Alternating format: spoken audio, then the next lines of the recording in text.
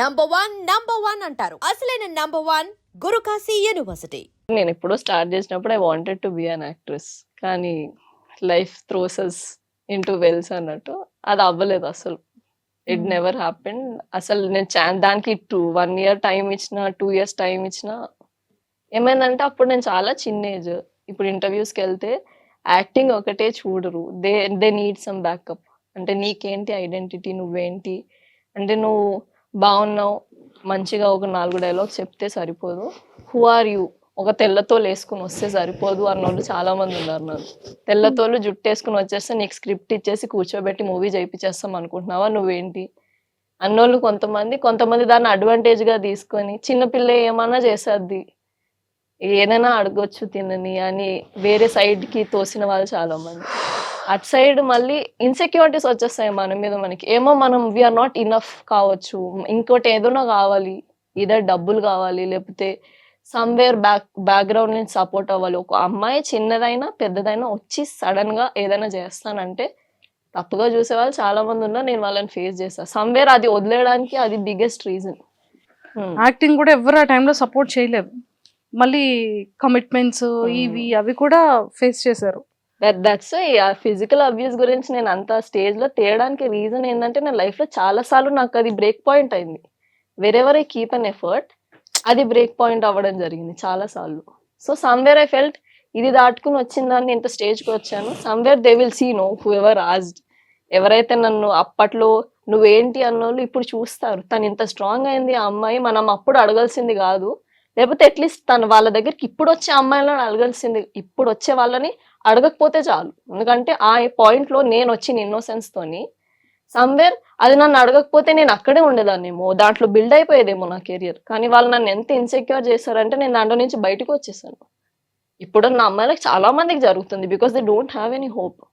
ఎక్కడికి వెళ్ళినా ఇదే అడుగుతారు, మన వాళ్ళు అవ్వదు అని వదిలేసే వాళ్ళే చాలా మంది. ఇప్పుడు 10 members ట్రై చేస్తున్నారు అంటే దాంట్లో 9 మంది వదిలేసి బయటకు వచ్చేస్తారు, మన వాళ్ళు అవ్వదురా.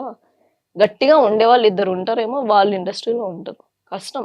అది ఆ పాయింట్ నుంచి వచ్చేసిన వాళ్ళు అట్లీస్ట్ ఇది చూస్తే, ఇప్పుడు వచ్చే అమ్మాయిలకైనా అది చూడకుండా మీరు యాక్టింగ్ చూసి అట్లీస్ట్ జడ్జ్ చేయండి. వీళ్ళు చూడరు. నేను చాలా ఆడిషన్స్కి వెళ్ళి కూర్చుని నాకు ఒక డైలాగ్ లేదు, స్క్రిప్ట్ లేదు, డైరెక్ట్ అదే మాట్లాడి బయటికి వెళ్ళిపోయిన ఆఫీసర్స్ చాలా ఉన్నాయి. మేబీ ఉమెన్ అవ్వడం ఏంటో వాళ్ళు ఏమనుకున్నారో, but now no one comes to me. ఇప్పుడు డాలియా అంటే oh she cannot go to that topic, వేసి ఎరగొట్టేస్తుంది ఆ పిల్ల అని ఇప్పుడు తెలుస్తుంది వాళ్ళకి. అప్పుడు చిన్నదాన్ని ఉండే కాబట్టి తెలియలేదు వాళ్ళకి.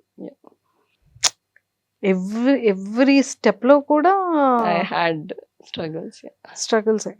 ఓకే, సో కెరియర్ ఎప్పుడు కొంచెం పీస్ గా సెటిల్ అయింది ఫిట్నెస్ స్టూడియోలోకి వచ్చాక, ఫిట్నెస్ దానిలోకి వచ్చాక. సో ఎలాంటి స్ట్రగుల్స్ లేవు? లేవు, ఇలాంటి స్ట్రగుల్స్ లేవు. సమ్వేర్ మేల్ ట్రైనర్స్ కి ఎక్కువ ప్రియారిటీ ఇస్తారు కొంతమంది, that I saw.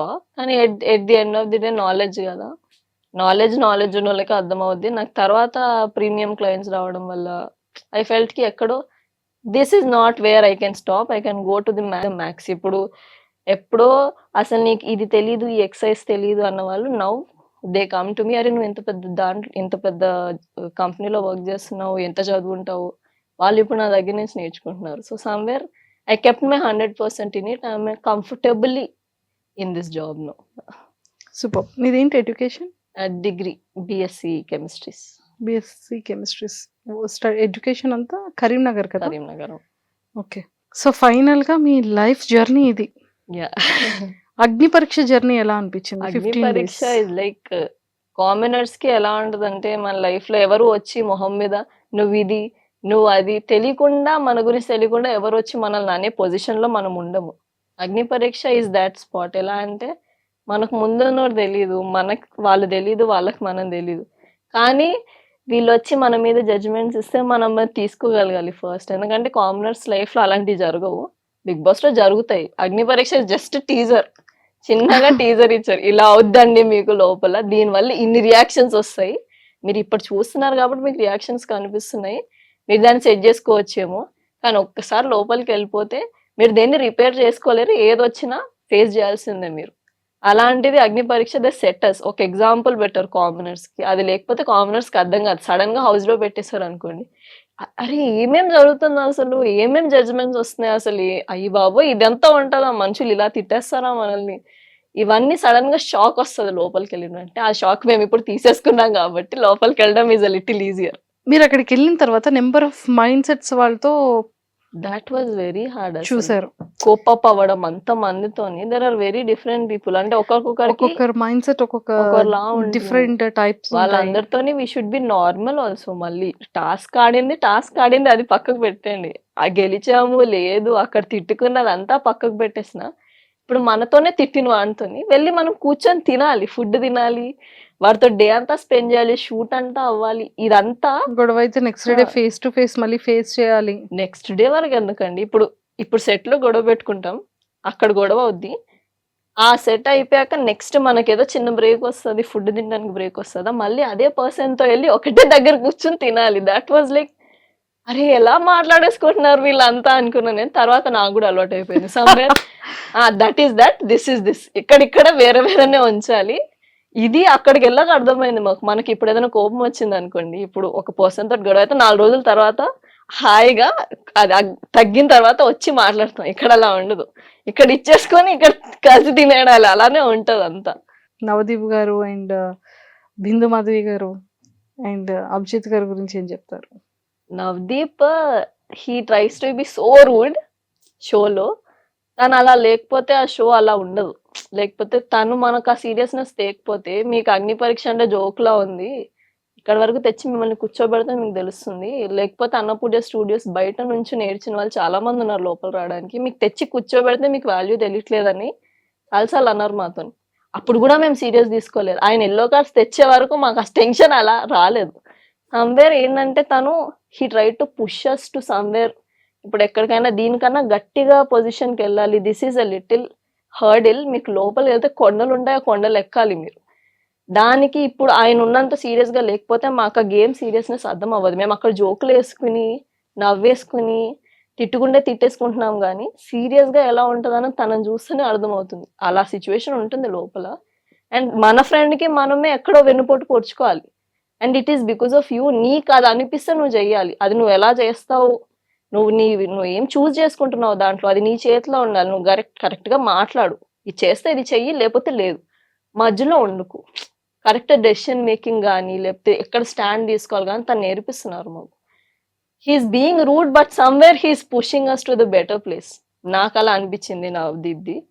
Bindu Madhavi is like she doesn't go with single judgements.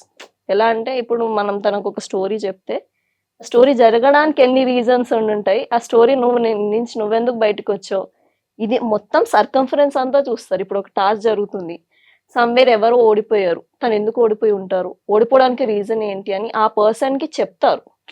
ఇది నువ్వు కరెక్ట్ చేసుంటే ఆ పొజిషన్, విన్నర్ పొజిషన్ ఇది ఉండేదేమో.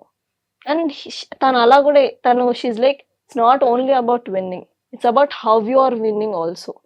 మీరు కరెక్ట్ గా ఉండి విన్ అవ్వండి, వేరే పర్సనాలిటీస్ తీసుకొని విన్ అవ్వకండి, అది మీరు ప్రొలాంగ్ చేయలేరు. మీరు ఒకటి అనుకుంటారు, మనం ఇక్కడికి వచ్చి ఒకలా ఉందాం, ఒక పర్సనాలిటీ క్రియేట్ చేసుకుందాం అనుకుంటారు, కానీ అది మీరు ప్రొలాంగ్ చేయలేరు. సమ్వేర్ ఒక 2 days 3 days పోనీ ఒక 1 week మీద అది ఉంటుందేమో, తర్వాత you should get back to your self. ఎక్కడో నువ్వెలా మాట్లాడుతావు రియల్ లైఫ్ లో అలానే ఉండాల్సి వస్తుంది. అది ఇక్కడ మీరు అదే చెయ్యండి అని మాకు 10 సార్లు చెప్పారు. రియాలిటీ అదే. Bigg Boss is a reality show and it takes off like ఒక ఆనియన్ కి పీల్ చేసినట్టు మెల్లమెల్లగా తీసి మనం ఏంటో చూపిస్తుంది. And Abhijeet is like very calm, అంటే లైక్ ఆలోచిస్తారు.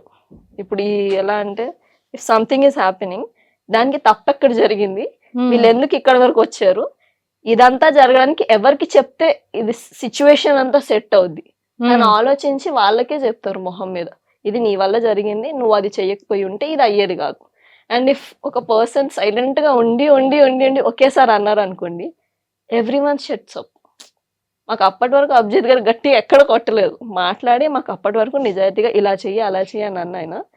అది మొన్న అయిన టాస్క్ ఏదైతే క్లీనింగ్ టాస్క్ లో అయినప్పుడు అందరు సైలెంట్ అయిపోయాం. When she came and talked అందరు సైలెంట్ అయిపోయాం. సమ్వేర్ ఐ ఫెల్ట్ కి ఆ పవర్ ఆయనకు ఉందంటే తను అంత ఆలోచిస్తున్నారు, మన వల్ల గుడ్ ఆలోచిస్తున్నారు కాబట్టి తిట్టగలిగారు. లేకపోతే అదే డే అందరికీ ఎల్లో కార్డ్స్ ఇచ్చి పంపించేసేవాళ్ళు ఇంటికి. ఆల్రెడీ ఎల్లో కార్డ్స్ ఉన్నోళ్ళు ఉన్నారు. They can just send those people back. కానీ దే ఆల్ 3 ఆఫ్ దెమ్ మనం వీళ్ళని ఇక్కడి వరకు తెచ్చాము, somewhere we have to support them అని ఆ రోజు ఆగి వెళ్ళిపోవడమే బెటర్ అయింది మా అందరికి. లేకపోతే ఇప్పుడు చాలా మంది అవుట్ ఆఫ్ గేమ్ ఉండేవాళ్ళు. Somewhere all the 3 are pushing us to be better. నాకు as I saw my experience వాళ్ళని చూస్తే అలా అనిపించింది. ఎందుకంటే నాకు లైఫ్లో మెంటర్స్ లేరు, వాళ్ళని చూస్తే ఎక్కడో నాకు they are mentoring us to do something better అని అనిపించింది.